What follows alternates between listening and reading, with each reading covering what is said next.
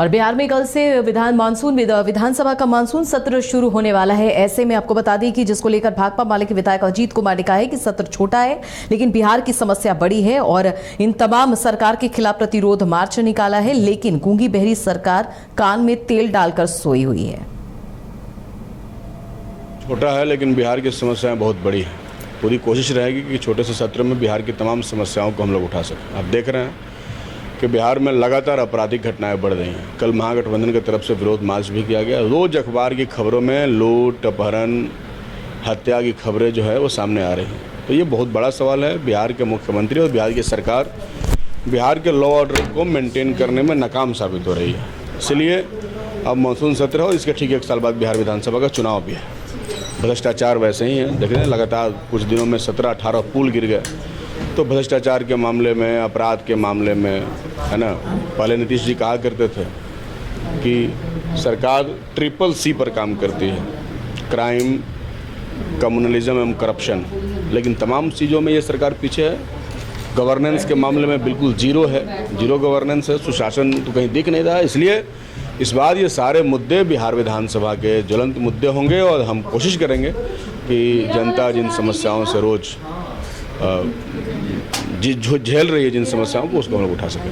एक और प्रश्न है कि जीतन राम मांझी अभी से दावा कर रहे हैं कि हमारी जो पार्टी है हिंदुस्तानी आवाम मोर्चा 25 सीटों पर चुनाव लड़ेगी आगामी विधानसभा चुनाव।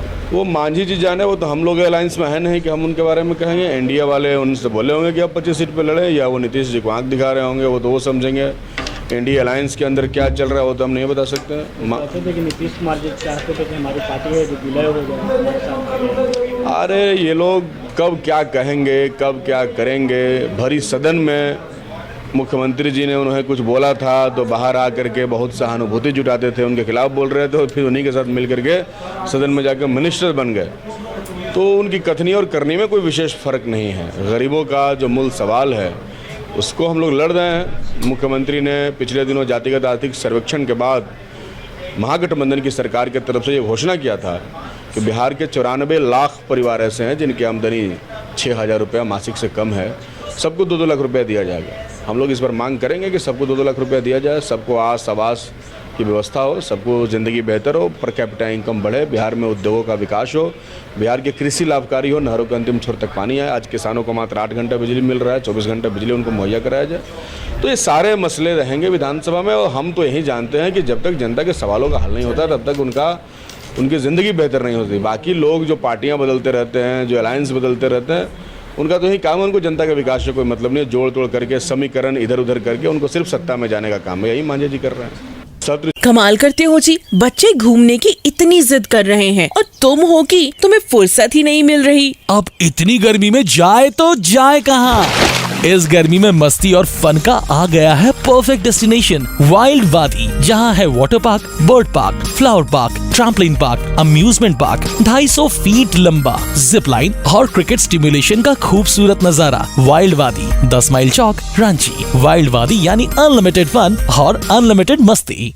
घर के लिए ग्रोसरीज की जरूरत हो या चाहिए फल और सब्जी, डेयरी या बेकरी प्रोडक्ट्स चाहिए या beverages, snacks and branded foods चाहिए हो या ब्यूटी प्रोडक्ट्स, अब इनके लिए अलग अलग दुकानों की तलाश हुई खत्म, क्योंकि रांची में खुल गया है केस्टोमार्ट, जो रखे आपका और आपके बजट का ख्याल।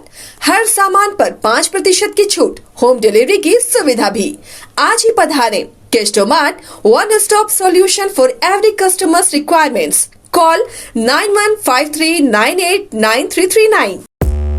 5 राज्य, 61 शहर, 150 प्रोजेक्ट और एक वास्तु विहार। नई सोच, नया घर।